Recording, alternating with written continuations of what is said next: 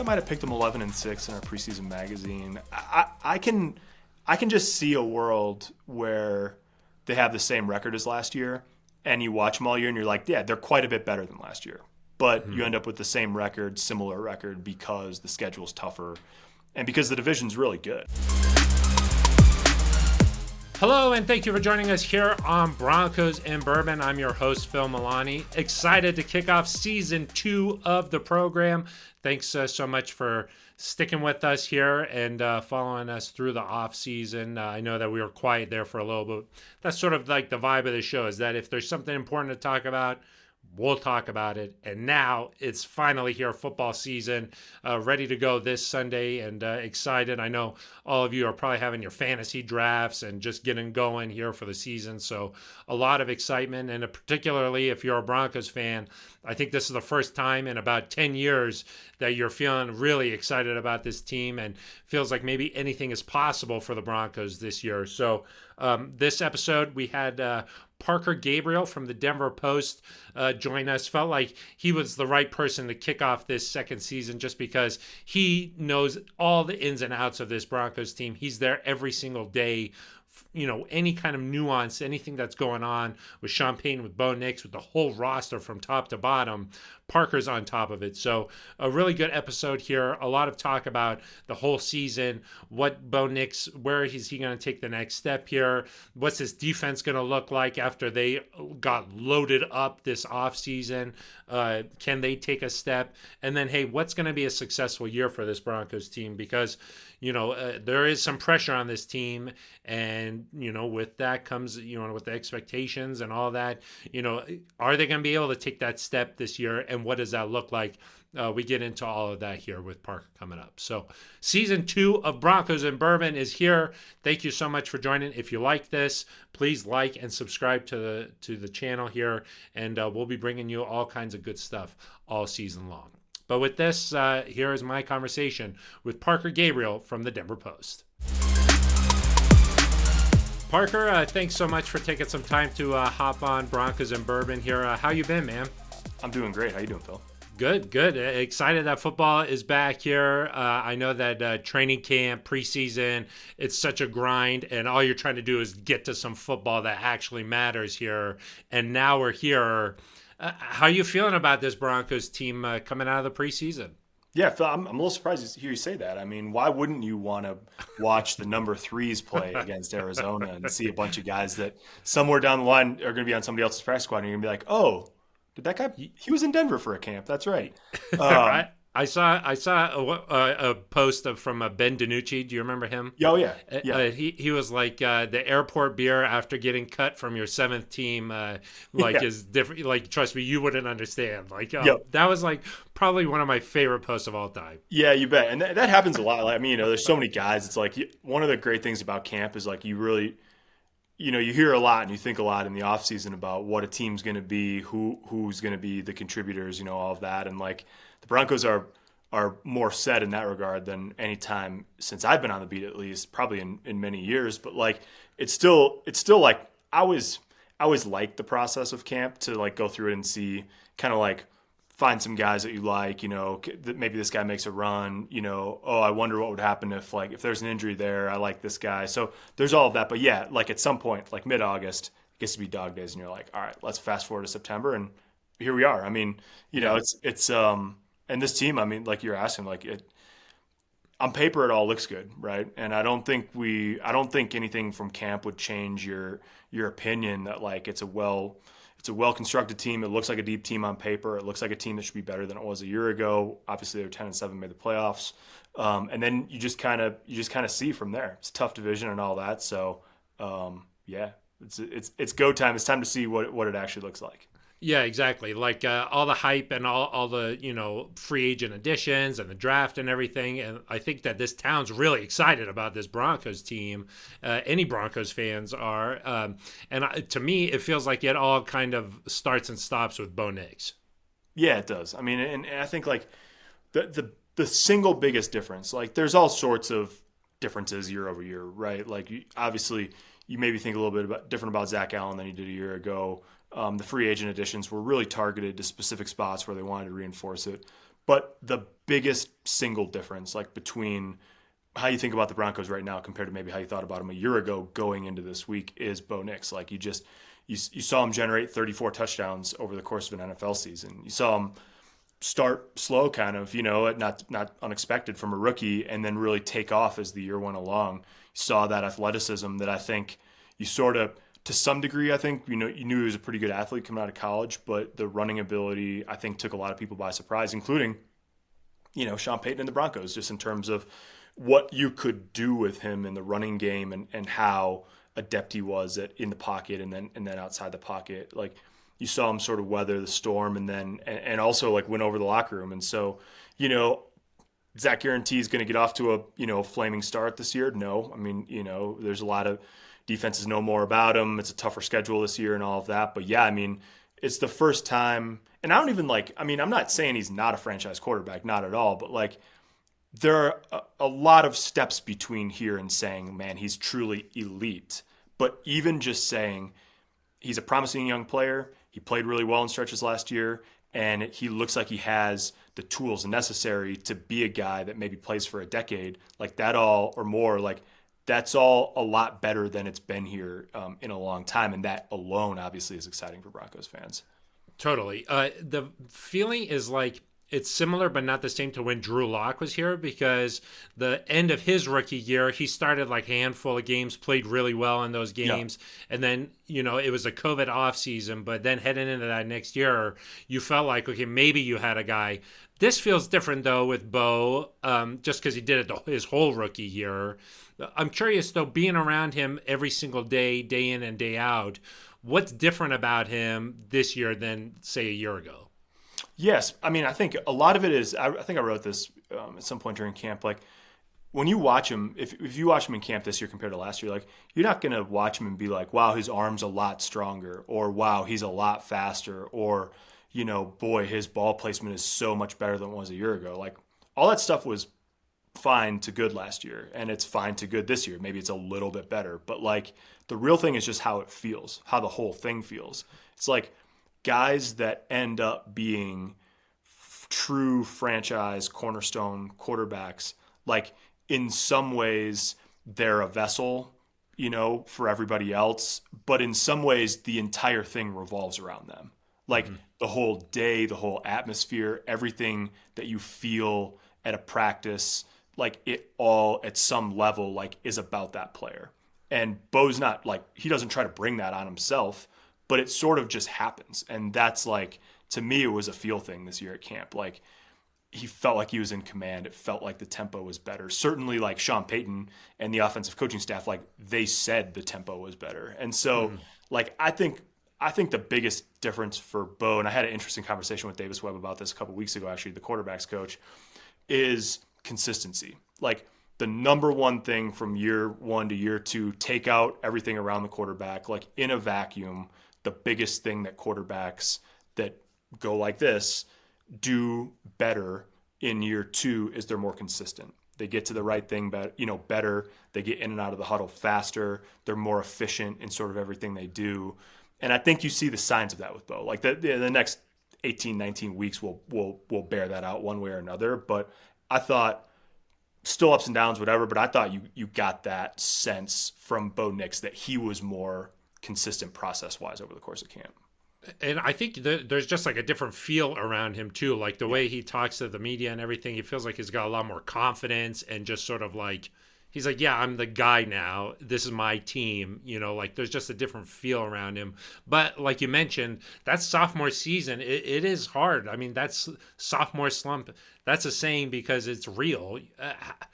I guess, how do you feel like he can go about trying to avoid that? Yeah, I think a lot of avoiding it, not all of it, but a lot of avoiding it is what's around him. Like I think if you look around, and I've sort of asked Sean if he, middle of camp, if he believed in the sophomore slump, and he was like, well, name one. And I said, well, how about CJ Stroud in Houston, and it's interesting because the first thing he said, he thought about it for a second. He's like, but they still made the playoffs, right? And yeah, they did. So there you go. Like 10-7, they're still a wild card team. Yep. But the thing about Stroud is like sack rate, interception rate more than doubled, took almost twice as many sacks, turned the ball over more. like was just less efficient. Every metric was down. But I think a lot of that was like their offensive line was horrible last year. Nico Collins got hurt. Tank Dell got hurt. Like a lot of it was not like CJ Stroud forgot how to throw the ball down the field, which he was like unbelievably good at his rookie year.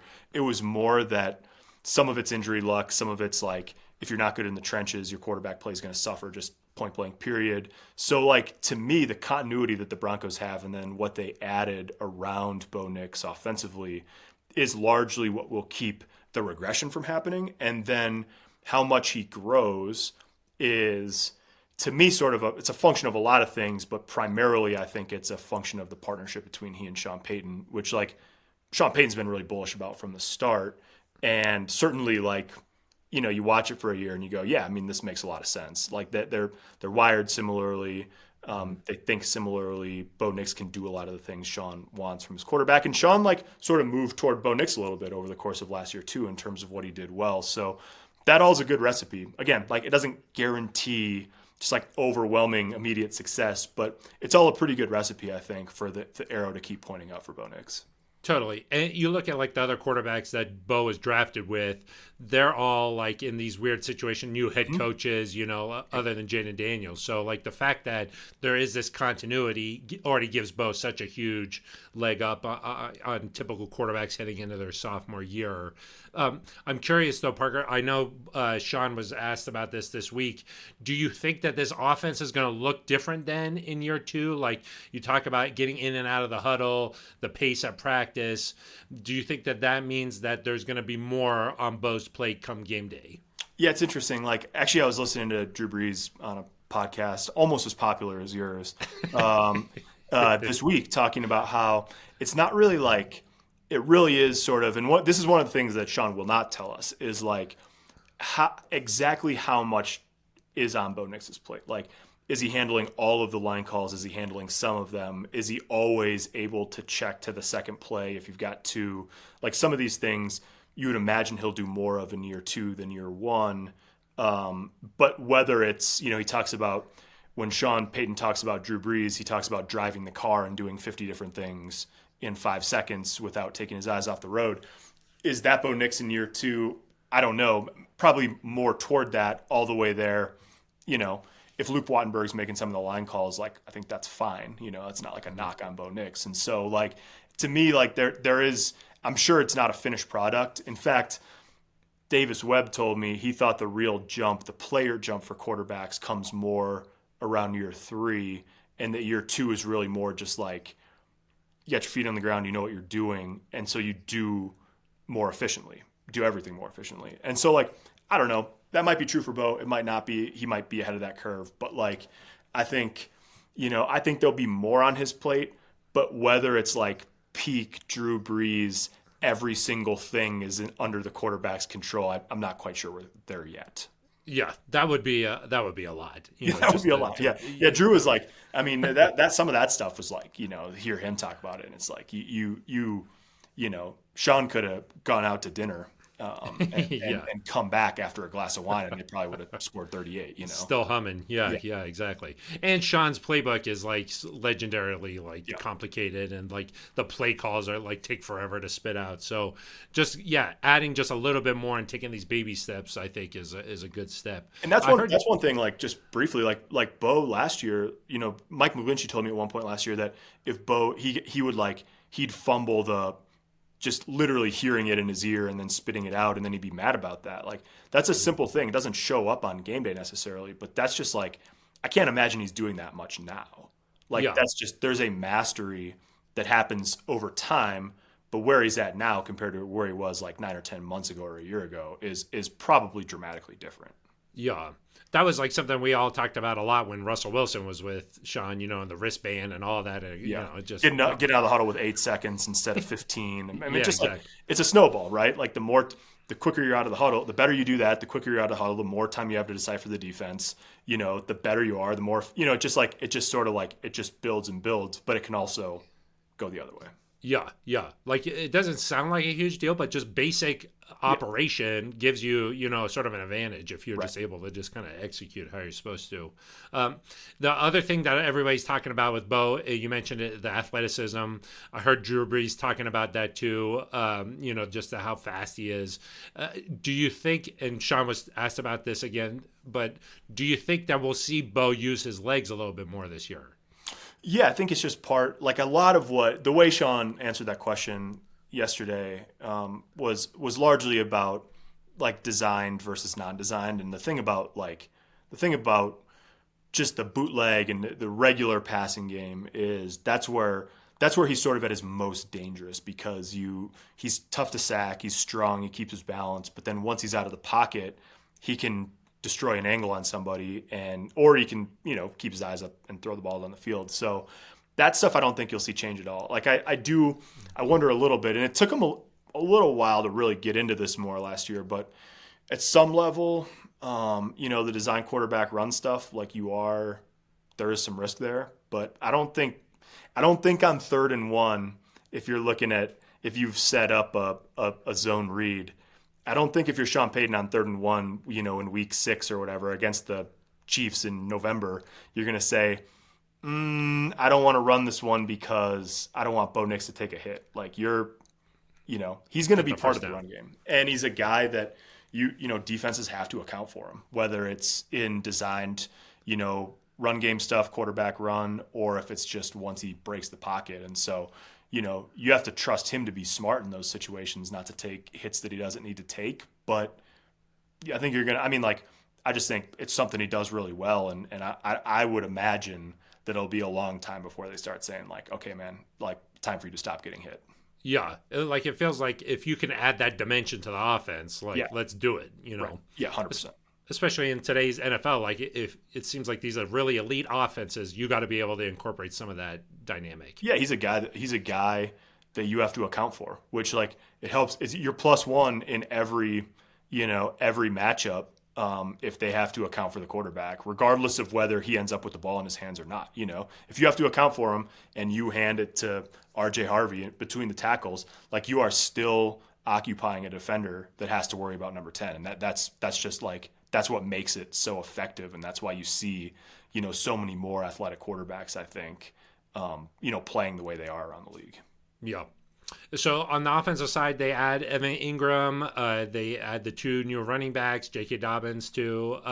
What do you think is going to be the biggest difference we'll see come Sunday and the rest of this year with the offense? What's going to be different when we tune in? I think it's I think it's fascinating because they're counting a lot on those, like call it 3 guys, Ingram and then Harvey and Dobbins, the 2 running backs they added. But we didn't get a lot of look at them in the preseason games, and certainly like the preseason games they're not game planned. And like Evan Ingram's a game plan player. Like he's the guy that that you use in the middle of the field to do whatever you don't think the defense can handle that week, that particular scheme and that particular defense. And so like, I think Evan Ingram, will be targeted a lot, be used a lot. And it's not always like that, the big ball up the seam or up the sideline.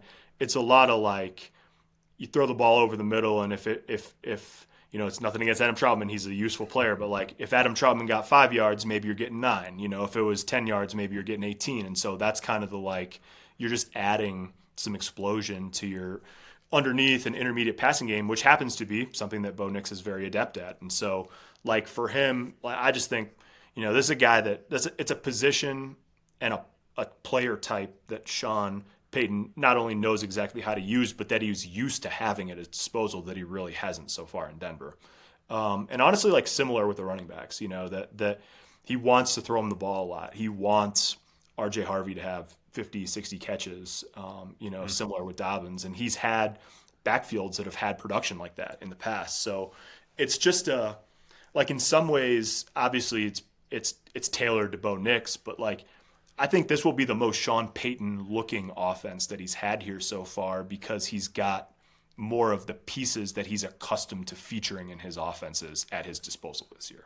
Yeah, that's a really great way to put it because it seems like this roster overall, like since Sean's been here, has been like overhauled so much. Yep. But now it feels like it's finally getting to a point where, hey, this looks a lot like New Orleans. Yep.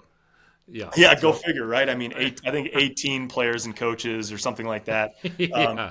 But I mean, it's like Evan Ingram doesn't have like he's a different player than Jimmy Graham or Jeremy Shockey or whatever, and like RJ Harvey's a different player than Kamara or Reggie Bush or Sproles. But like the skill set, that's the thing. Like the Yeah. skill set is something that he's used to being able to having it as figuring out how to deploy. Might deploy it a little bit differently, but in general, it's those middle of the field matchups that they just haven't really had guys that can win really regularly in that the last 2 years. Yeah. It felt like Greg Dulcich, man. What could have been, Yeah, what could have been? Yeah, and then he what got could cut have by the been. Giants this summer too. So Yeah. unfortunately, the Greg Dulcich Russell Wilson tandem will not ride again. I wish we could have seen that. Yeah, I wish we could have seen that. Draymond Jones coming back this week. Yeah, there you go. See. And who? Lloyd Cushenberry. Oh, yeah, that's right. Yeah, Yep, and that's Cody right. Barton. This, Man, I mean, it's just like Broncos East over there in Nashville. yeah, they're copying the Broncos. Yeah, maybe not a great idea. I don't know. I don't know. Let's talk about the other side of the ball a little bit. There's this defense on paper. It's like top 3 defense in the NFL. I think. What can it be better than it was last year? The pass rush last year so effective, tops in the NFL. PS2 Defensive Player of the Year. Can this defense even take a step from where it was last year? I think so, but I don't know that that's going to mean like more than 63 sacks or a better individual season from Pat Surtain. Like those things are. I'm not saying they're impossible, but like Pat Surtain could be a Hall of Famer one day, and 2024 could still be his best individual year. I mean, it just was a preposterous season from a corner. But to me, like, I think the thing is, even if they don't end up at 63 sacks or lead the league in pressure rate, but I think they will be near the top there. Like, they had 29 takeaways, I think, last year, which was 7th or 8th in the NFL. Like, that was one thing that they weren't elite at. And so if you're in the mid 30s there, you could have a few fewer sacks or whatever. But if you're taking the ball away more, you actually could be even better. And so I think like I there's no reason to think they're not going to be one of the best in the NFL. They're deep across the board. You maybe wonder a little bit about sort of injury wise at inside linebacker right now, but in general, like they might have the best set of corners in the NFL. They have, if not the best, like around, Danielle Hunter and Will Anderson in Houston might have something to say about best outside linebacker duo, but they go 4 deep, maybe 5, depending on how Q Robinson comes along as a rookie. And so they just have this combination of talent, upper end talent, depth, balance, and it allows Vance Joseph to play really aggressive and essentially play however he wants. Yeah, and if the offense is humming along better, that's going to give them more opportunities for some of those plays. It did feel like, though, last year was like career years for a lot of those guys. Like Nick Benito went crazy, Zach Allen went crazy, PS2. Like, you think they could like mimic those career years? Like, will they get the same production out of those same guys? Yeah, but if it's 5% less from all of those guys, but you don't break down in the middle of the field down the stretch of the season, you might end up in a better place. Like Yeah. if they might not, if not all of those guys replicate exactly what they did last year, but Talanoa Hufanga is a big upgrade at safety, and Dre Greenlaw is playing in coverage, for a good chunk of the season. Like that's pretty good. So to me, like, I don't know. It's hard to say. Like, maybe the sacks could be, a little better. Although I don't know. Like, Benito had 13.5, Cooper had 10.5, Zach Allen had 8.5. What John Franklin Myers had 8 maybe. So like, they've got plenty of guys that can get to the quarterback, and that means that all of those guys are going to get their share of one-on-ones. And one of the things, like, sounds simple, Zach Allen always says is, in this league, if you're a defensive player and you get a one-on-one, your job is to win it. And they just create a lot of one-on-ones for good, solid players because of the balance they have across the front seven. Yeah. Makes a lot of sense. Okay, heading into this week, heading into the season, what's the biggest strength for this team, and what's your biggest concern for this team? Yeah, I think the biggest strength is just what we were talking about. I mean, well, let's give two quick ones. One's the secondary. I mean, I just like they don't. There's every team in the NFL needs corners, and the Broncos have five of them. I think that you could trust in a game with obviously Pat Surtain and Riley Moss. Jaquan McMillan and Jahdae Barron. We'll see how that shakes out in the slot, and then Chris Abrams-Drain. Like I just pretty firmly believe that he would be starting on a bunch of teams in the NFL and playing a lot for a lot of teams. And we'll see what his role is early in the season, but he's the kind of guy, I saw it last year. Like if you need to throw him in the fire at some point, you can do it and you can bank on him playing really well. So that's one. And then the other is just like, I would just say the line of scrimmage generally. They have every single player that took a snap on offense or defense on the lines last year is on the roster again this year. That just like doesn't happen in today's NFL. And 2026 might look quite a bit different on both sides, but we don't have to worry about that right now. Yeah. Right now, you've got a group that they've all played together. They've all played a ton. And even like if you go past the starting lineups and into the rotations, they're all guys that have, time on task in this system specifically. So that's like, you don't get that very often. They've made a point of trying to build from the inside out. They fixed the offensive line. Like first thing, that was what Sean Payton did. His first offseason free agency, Mike McGlinchey, Ben Powers, Zach Allen were like the big ticket items there. And it's worked out pretty well. So yeah, I mean, the group of corners they have and the way they're built and the continuity they have on the line of scrimmage, both sides of the ball. I think it was maybe Daniel Jeremiah. I heard someone say like last year, it's hard to be really good at the line of scrimmage and be a bad football team. Yeah, that's where the breakdown's at. That would be a good one-liner for the Broncos this year. I like it. I like that. Okay, and then biggest concern? The punter? No, I don't know. I mean, maybe. I'm interested to see what the running game looks like. It's not that it's not that I think it's going to be bad. I don't really know. Haven't seen it. Yeah, and then I think like the injury situation inside linebacker, Alex Singleton didn't miss a practice for his first 9 years as a pro. Then he tore his ACL. He broke his thumb in camp. Could be that he plays a full healthy season. But until you get a stretch where he and Dre Greenlaw are on the field together for quite a while, I think there's just an open question about, sort of what that group is going to look like, what the snaps are going to look like, and really like how soon, Greenlaw in particular is playing sort of like his full allotment of reps in a game. Because doesn't seem like it's going to be this week. Sean Payton's talking about sort of, pitch counts and all that for both those guys. So if they're both humming, a month in and they play most of the year healthy, great. But that's, to me, like that's a question. And it's an area where, after Alex got hurt last year, eventually they struggled there. And so that, to me, like that's an area in the middle of the defense where you don't want to get in a situation where you're good all the way around that, and then that's the hole that you don't know how to fill. Yeah, and the communication in there, and totally. Everything happens so much faster right in the middle of the field. For those two to not have played at all together in the preseason. Yep. Dre Greenlaw, the big knock on him coming in is, hey, this guy is injury prone, or has some, and right off the bat, boom, injury. I agree with you there. I think that's sort of the biggest concern for this Broncos team. But they've got a lot of depth everywhere else, and they can make up for that, it feels like. Okay, last couple here for you. I think the record for the Broncos, it's set at like 9.5, the over-under. What do you think right now? I'd say over. I think I might have picked them 11-6 in our preseason magazine. I can just see a world where they have the same record as last year, and you watch them all year, and you're like, yeah, they're quite a bit better than last year. But you end up with the same record, similar record, because the schedule's tougher, and because the division's really good. I mean, we'll see how it goes. Maybe it'll be a train wreck again, but like I think Vegas kind of had a sneaky good offseason. Pete Carroll brings core competency. Geno Smith, same thing. He's not a great quarterback, but he's a good quarterback. You got Bowers and Genti on offense. Like, that's pretty sweet. You convince Max Crosby to sign the extension. Like, they at least like sort of calm the waters there. And so if that's by far the worst team in the division, that's a pretty good division.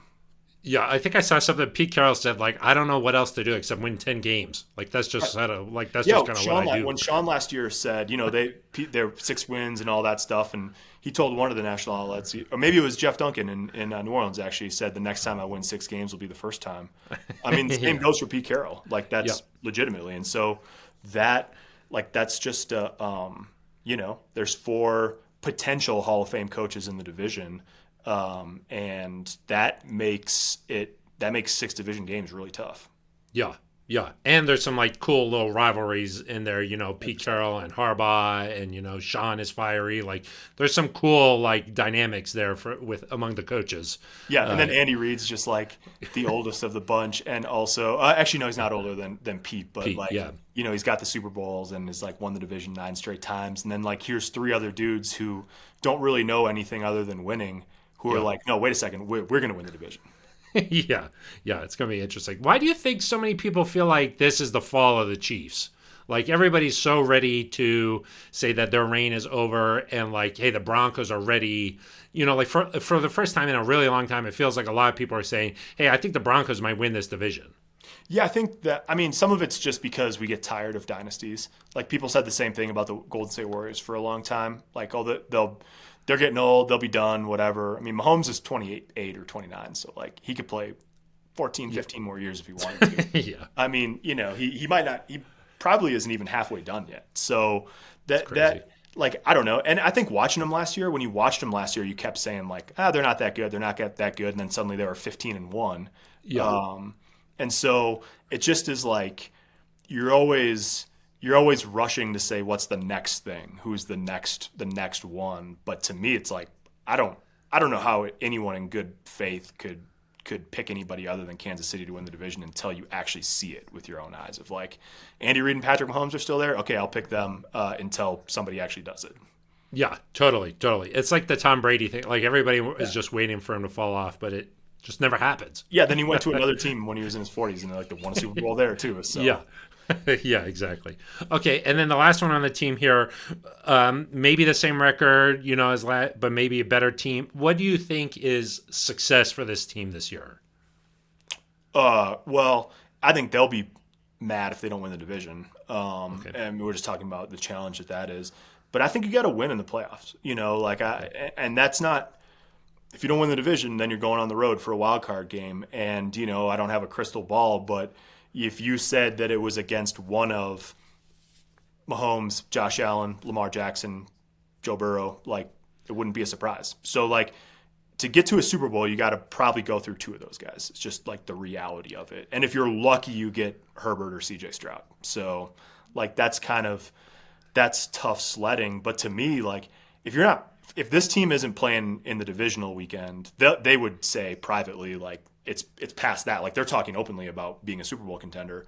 But to me, like I think you got to advance a week in the postseason in order for this to really feel like growth for this team. And I don't know. I don't think that's a sure bet by any stretch. But also like it's certainly not beyond their capabilities.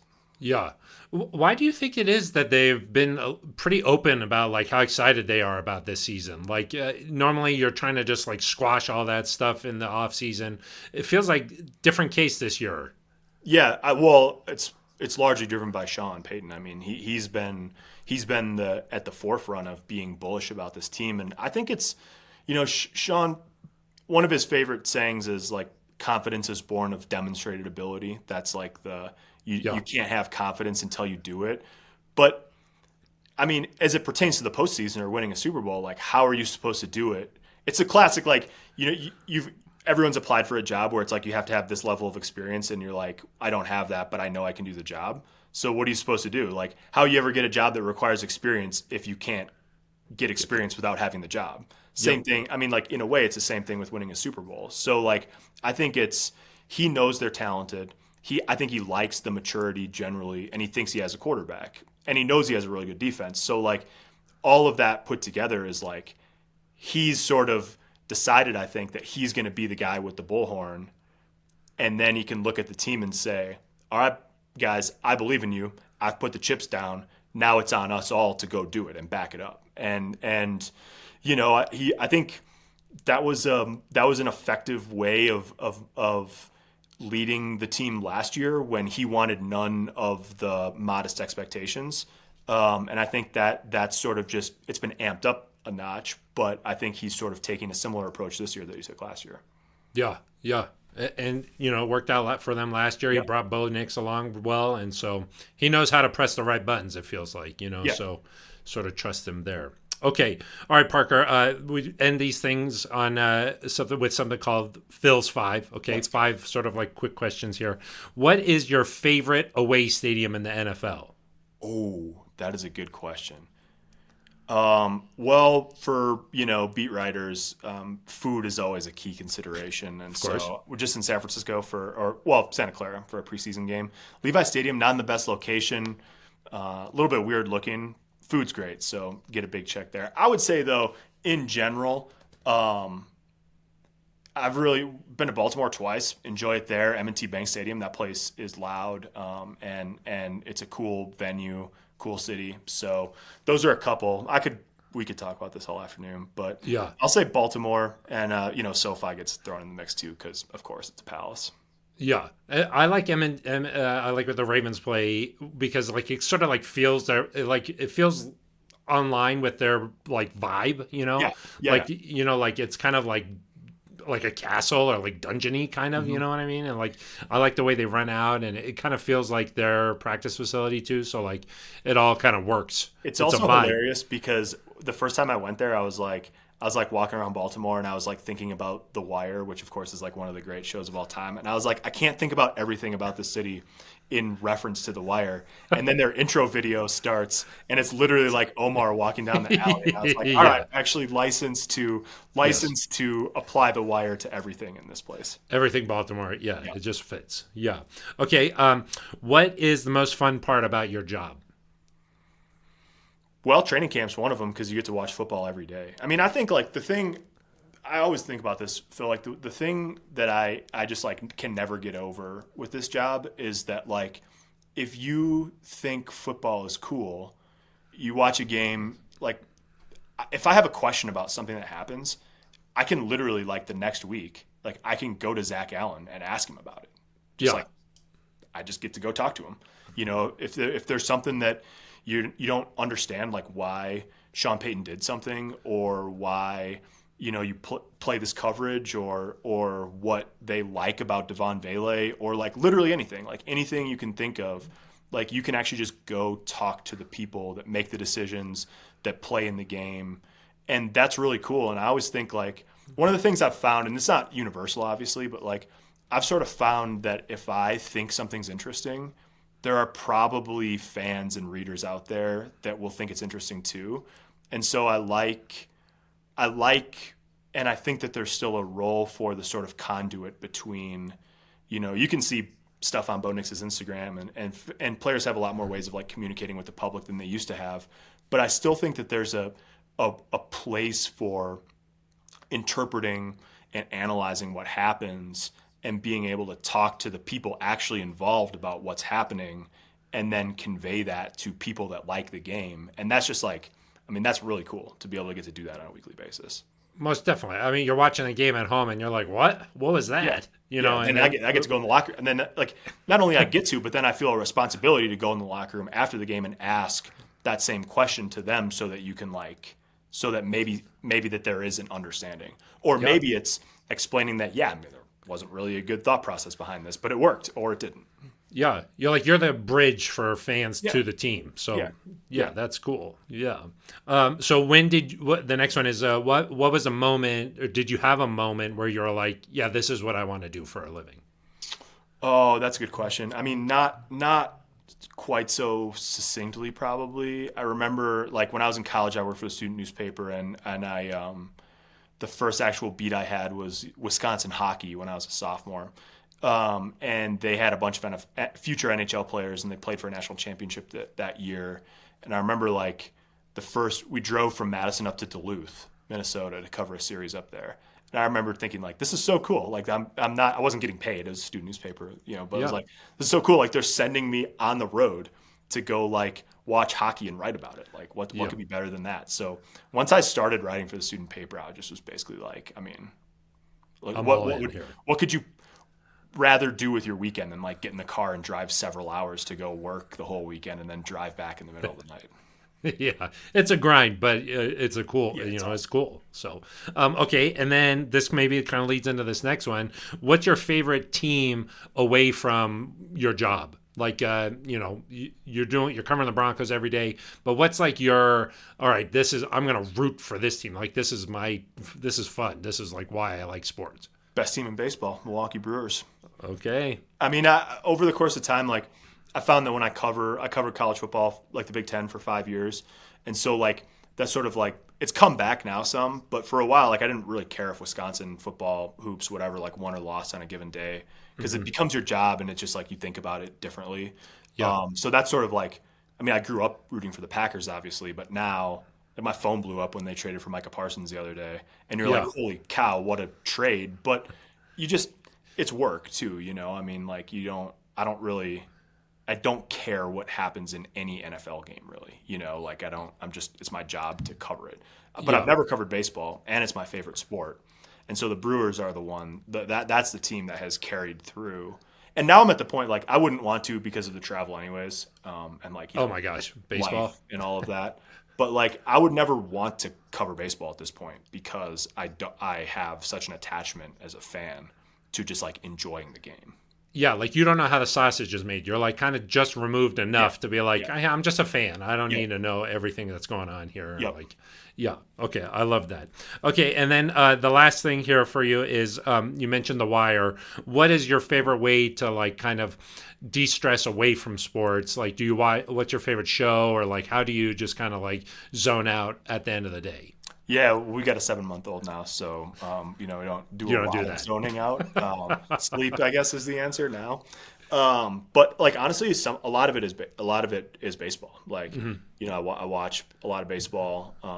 Watch the Brewers, or at least like I'm following the game every day, and then it's like I mean, 10 o'clock at night, if I'm sitting on the couch, I'm as likely to be looking through minor league box scores as anything, like it's like that. So that's definitely it. But I don't read books as much as I'd like to. But definitely like if I have a couple days off or in the summer, like I try to do that. And then like, there's plenty of good TV out there to watch too. The Wire's one of them. True Detective season 1, maybe the best season of television of all time. I'm trying to think of what else we've gotten into. I mean, but there's all sorts of stuff. I don't even know where I'd start if I was trying to put a list together of all the great shows out there. It's like the golden era of TV, of course. So it's just you have to have like 1 million subscriptions to keep up with everything. So exactly. That's why you got to get into an extremely lucrative industry like journalism, so you can exactly. Support all your streaming services. Exactly, or at least maybe you could figure out a way to get someone else to pay for it. Like, hey, I gotta watch. Yeah, maybe. If I start, don't say that too loud. You're gonna find out I'm charging Hulu. No. Exactly. There you go. Yeah, exactly. All right, Parker. Well, hey, appreciate it, and look forward to reading all your stuff in the post and following you along this year as the Broncos. A lot of excitement here. So it's good to get this thing kicked off. Yeah, no doubt. See you on Sunday. We're finally there. Thanks for having me. Yeah, appreciate it, Parker. Thanks, man. My thanks to Parker Gabriel for spending a half an hour there talking all things Broncos. A lot of good insight. And, I feel like I agree with a lot of what Parker was saying there. This team, at 9.5 for the over-under, I think that 10-7 makes a lot of sense for this Broncos team. The schedule is really hard, and they are going to have to get off to a good start here. They got to win the first 2 games no matter what, and then there's going to be some really good challenges there early in the season. So we're going to see right off the bat here, what is this Broncos team made of? Talking specifically about this Titans game, we didn't really get into that a lot, but hey, look, we know the Titans had the first overall pick. Cam Ward coming into town here, making his NFL debut. That's going to be a tough test for any rookie quarterback coming to Denver this year. First of all, the crowd is going to be insane. A lot of hype around this Broncos team, and this defense is loaded. So it's good. This is a tough test for someone to make their NFL debut. The Titans overall, though, completely different team from last year. I think there's 4 new starters on the defensive side of the ball. They bring in Tyler Lockett on the offensive side to pair with Calvin Ridley. Tony Pollard, an accomplished running back there. So this is a different team, made a couple additions to the offensive line. So this is a different team that had the first overall pick last year. They've made a lot of changes. We mentioned Draymond Jones coming in. So this is a different team, but this is still a game that the Broncos, they've got to win. I think that they're more than a touchdown favorite in this game. So I'm taking the Broncos to win this one. I think life is going to be hard for Cam Ward. But I think more than anything, I'm just excited to see Bo and what this offseason meant to him and where he's better. I'm just really excited to see with an actual game plan going against starters, what does this look like? Because the preseason, look, they're not scheming up things. They're not trying to create all these matchups. They're not trying to do actual football. So I'm excited to see what this looks like, okay? And I'm excited to see what Bo looks like with the pressure that's on him. This team all around him is loaded up, ready to make a run for the division, maybe more than that. Sean Payton is super excited about this team. Like we mentioned there, with Parker, he's made his thoughts public and well-known. So what does that step look like? What does he look like? That's what I think most of us are going to be watching on this Sunday. Okay, time for a bourbon review. This is actually a rye, kicking things off with a curveball here. Sazerac Rye, and as you can tell, I've drank a lot of this bottle here, but this is rye. The rye market, really interesting. I got this one for like right around $30, and I think that now the rye market, you can find quite a few bottles like around this price range when that wasn't always the case. So this is a Sazerac Rye. You probably know Sazerac as like a cocktail, and then first of all, here on the back, it's like the rye whiskey is perfect choice to make the Sazerac cocktail America's first cocktail. Says that right there on the bottle. But this is just a rye whiskey. So 90 proof here. So it's not like, that's right, like right around where you'd want. But interested to see if this as a rye, maybe it's a little bit light, but interested to see if this packs that punch. And as you can tell, I've sampled this quite a bit here. So the nose here, you're getting, what you would expect. Some orange, some clove, some raisin. That's what you're getting on the nose. And then we'll give it a taste.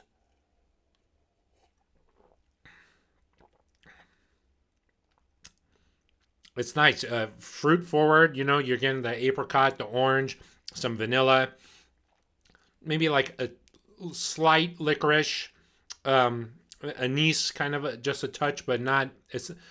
It's pretty smooth, I would say. The finish, medium length there. You're getting some of those warm spices that you expect with a rye, but it's really fruit forward, I would say, and it's nice. And for $30, it's got a little bit of complexity there. I think that for this price point, I mean, you're getting some good value here. This is made by the Buffalo Trace Distillery. So, that's sort of what Buffalo Trace, that's their sort of their trademark, right? Is that they're making good tasting, available whiskeys. So, for about $30 here, cool little bottle. I like the bottle. I like the cork cap, as we know by now. And this is pretty good value. I would definitely put this on your bar cart. I think that anybody would be happy to get a Sazerac Rye. They don't officially release their mash bill, but it's believed that it's 51% rye, 39% corn, and 10% malted barley. So it's not too much of that classic rye like get you, but I like that. I like that it's a little bit down, and I enjoy it.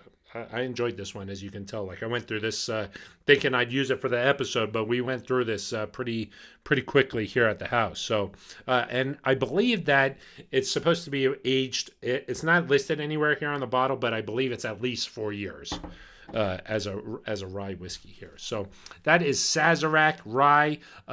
Would be good in a cocktail, but I've just been enjoying this on the rocks. So it's good enough for that. And give it a try. Let me know what you think. Do you like Sazerac's, the cocktail, a New Orleans cocktail? Is that your jam? Let me know. And if you have any suggestions, like, hey, I've been interested in getting this bottle, please review that. I'll go out and get it. So let me know. We're all about finding bourbons and whiskeys that are available for most people and at a decent price point that you can go out and give it a try. But I think that this is very approachable and a good value. So I would try the Sazerac Rye here. So once again, my thanks to Parker Gabriel from the Denver Post for joining us. We are back. Broncos and Bourbon is back. We'll be back every week all throughout the season. Might try to do some stuff on game day, so we'll see. If you see an alert pop up on your YouTube, that means we're live after the game. Still trying to work out the details on that, but could be live after this Titans game coming up on Sunday. So be sure to, be on the lookout for that. But if you like the show, please like and subscribe, continuing to grow this community, and just excited to be back here for a second season. All right, that's going to do it for us. For Broncos and Bourbon, I'm Phil Milani.